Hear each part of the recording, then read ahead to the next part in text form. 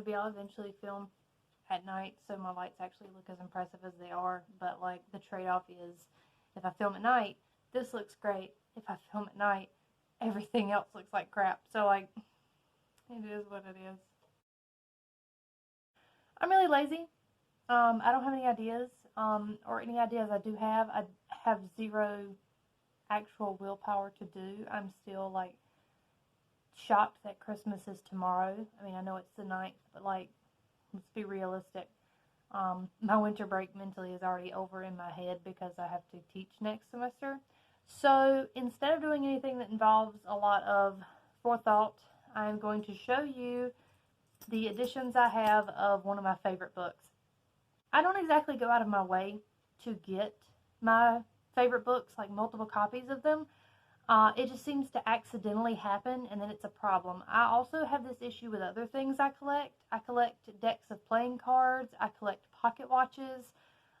Just small things that, like, once I get multiples of them, it's like I have to get more, I guess. And I know there's some consumerism issues with having multiple copies of stuff, but I do have reasons for it. Doesn't really excuse the fact that I do have multiples. The good news is a lot of the multiples I have now are going toward a future classroom library, so I at least feel pretty good about that. And anything I don't expressly want, I always donate. But today is specifically going to look at Charles Dickens' A Christmas Carol, because I do have multiple copies of that book, and it just sort of happened over the last like 2 years. I went from having, I think, an online free Kindle version of it to having like 5 copies of this book.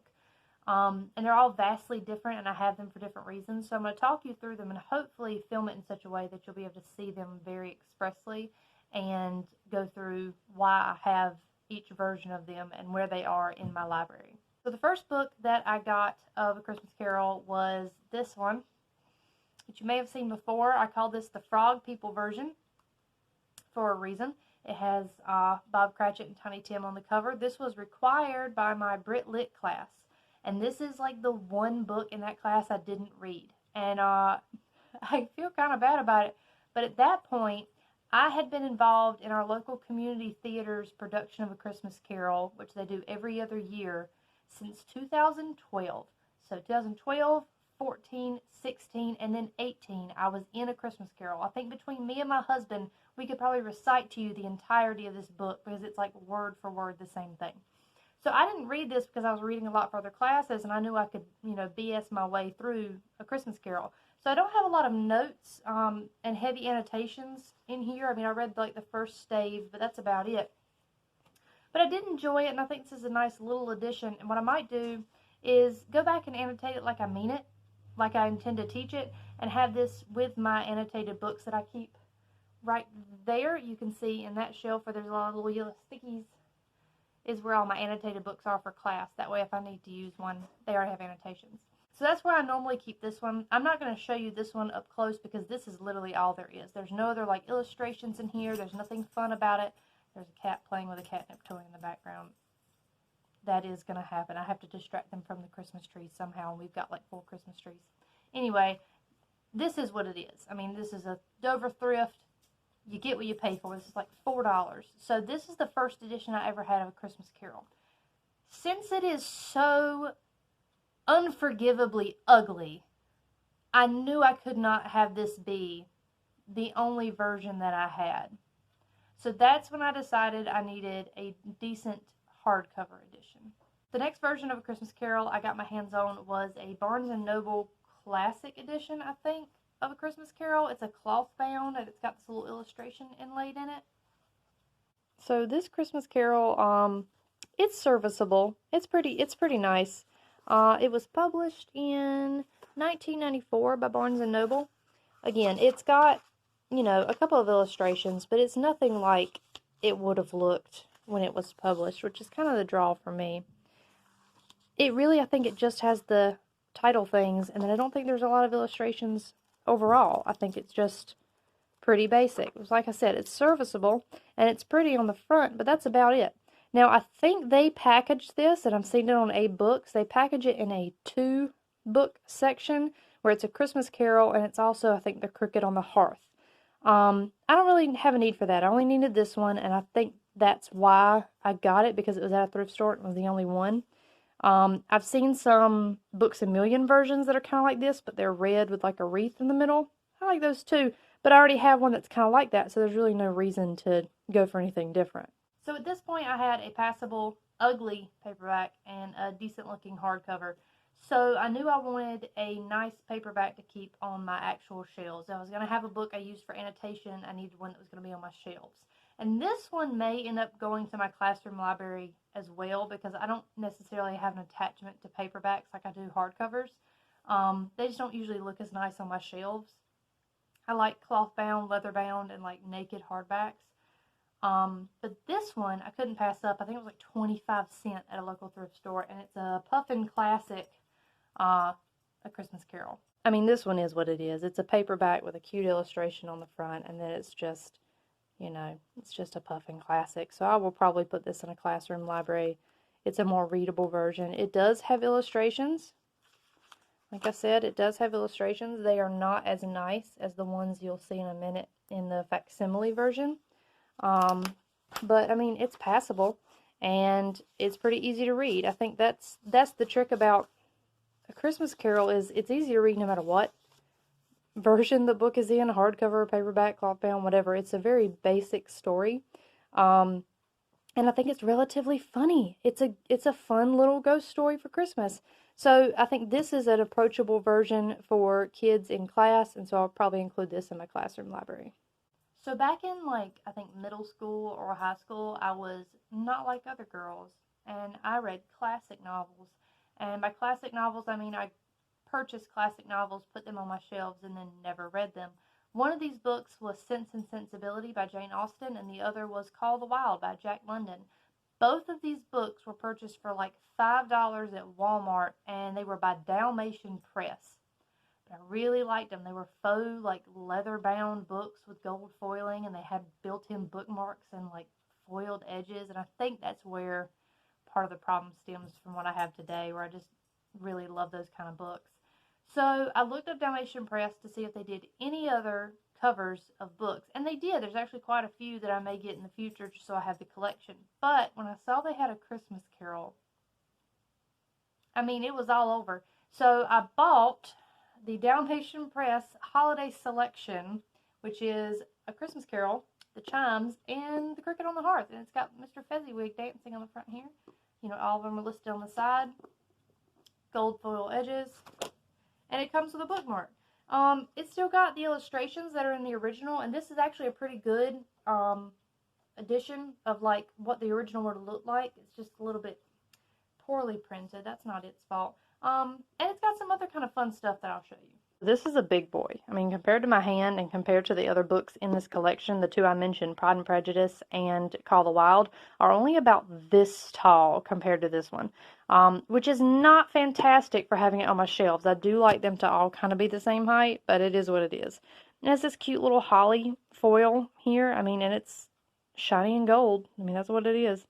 And it has a nice little note that I noticed up here at the front from Christmas 2009. So someone got this as a Christmas present in 2009, and then they donated it and sold it, donated books. So thank you to that person. And I've never read these two. Maybe I should. Maybe at some point I should read the other Christmas stories, but I haven't yet. It has a little ribbon bookmark, you see here. And like I said, it was published by Dalmatian Press in 2005. So when I would have been in later middle school, early high school.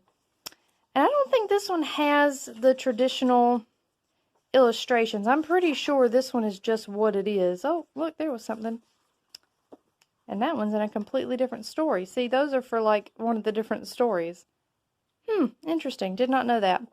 But this is just, it's a nice, serviceable, pretty edition of The Christmas Carol and other Christmassy Charles Dickens classics. So I like having this on my shelf to be able to reach for. It's also pretty readable considering it's a book like this, because it's not old, so I'm not worried about the spine breaking or anything. I do have some classics that are a little bit on the old side that I don't want to open. So this is a good one to bring out to read to kids or other people. I am so sorry for my cats jumping around in the background. That is just what my life is. So the last one I'm going to show you today was the most expensive. I am not proud of that, but I also made my husband get it for me for an anniversary present. So I guess it is what it is. But it is a facsimile reprint of the original way you would have been able to get A Christmas Carol. And I think it's beautiful and it was worth the money. And it's very cute and little. It has gold edges. It does not have a bookmark, I don't think. Yeah, it doesn't have a bookmark, but it wouldn't have had a bookmark. And I'm going to show you this one up close because when you see, compared to the printings in the other editions, how nice this is honestly like the holy grail of my Christmas Carol copies. This is the one that like I will treasure forever. I will probably keep the others, and again, I have uses for them, but this is the one that's like my baby. This one is so beautiful to me. So let's take a closer look at that one. This is the one where not having a decent camera set up is really going to get to me because it's just so small and delicate. Like, look, it's the size of my hand.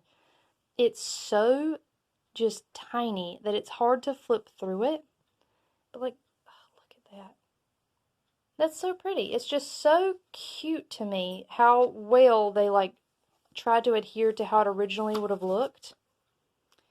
And what I'm going to do is show you just a little bit where they, you know, here's the manuscript and what it would have looked like. And they talk about it a little bit, how they went through deciding what should be there. Look at this.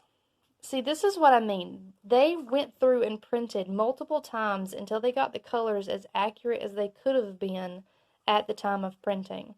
And this looks like it would have looked when you bought it back then. Like, just look at this. That typefacing, it's just so gorgeous to me. This is such a pretty book. And it's pretty accurate that way throughout. I mean, it's set the right way. It's set in the right typeface. And the illustrations that happen are the illustrations that would have been in the original, as like accurately printed as they could be. So that's why I think out of all of them, this is probably my favorite, and also probably the least likely to be read by me because I don't want anything to happen to it.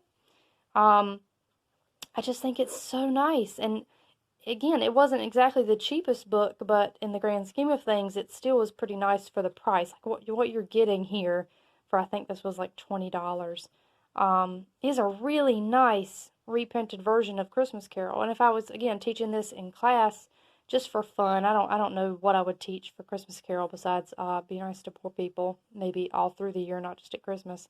But if I was teaching Christmas Carol, this would be a good one to bring in so they could see what it looked like to own it in a small, like, handheld version when Dickens published it. So that is the most recent purchase of A Christmas Carol that I have. So this may not be like an exhaustive list of Christmas Carol books that I will have. I have asked for like 2 more editions that I found for Christmas. If I do not get them, it's not a big deal. But when people ask me what to get me for Christmas, I usually just say like a nice copy of one of my favorite books. Like just any kind of fun copy you can find of my favorite book. So this is, you know, a nice little stack of pretty red and green Christmassy books. Except for you can choke. Versions of A Christmas Carol. I actually don't have a script of it from the 4 times I've been in it because they're in binders, and so it really isn't a pretty little bound script like you normally buy. But like I said, I've played almost all the main characters except Scrooge, and I'm sure if I get old enough they'll let me do that too. So anyway, this has been a random video. By the way, I'm still trying to read 100 books by the end of the year. I am at 97, and I'm currently listening to an audiobook and reading a physical copy of a book. I don't know. I mean, I'm going to get to 100 by the end of the year. I feel very confident in that now, but I'm worried I'm hitting a slump. So, but anyway, I wanted to wait and do an actual video about the 20 books that I read to get to 100, and I haven't read those 20 books yet, so we'll just have to wait on that one.